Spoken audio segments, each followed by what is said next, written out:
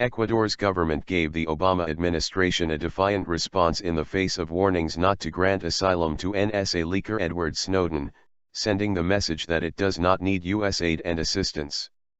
According to Reuters, Ecuador said Thursday it was waiving favorable trade rights under a trade agreement with the U.S.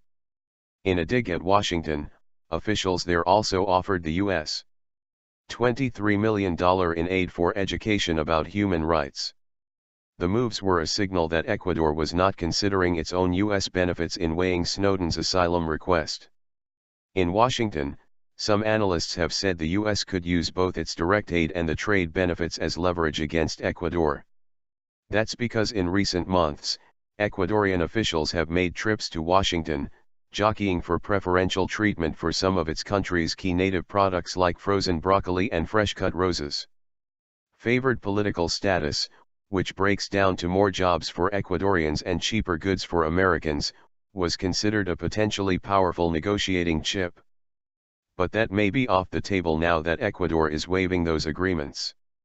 Officials told Reuters that Ecuador was giving up the benefits unilaterally and irrevocably. Obama, speaking in Senegal on Thursday, said he has no intention of wheeling and dealing with other nations over Snowden. He said he was not getting personally involved because he shouldn't have to. There's also the matter of direct aid to Ecuador. During the past 50 years, USAID, the main American foreign aid agency, has given millions of dollars for education and economic growth. In the past 5 years alone, Ecuador has received $144.4 million. The amount has steadily decreased from $35 million in 2009 to an estimated $12 million in aid requested for 2014. National security analyst Aaron Cohen told Fox News the U.S. should consider cutting off that aid if Ecuador approves Snowden's asylum request.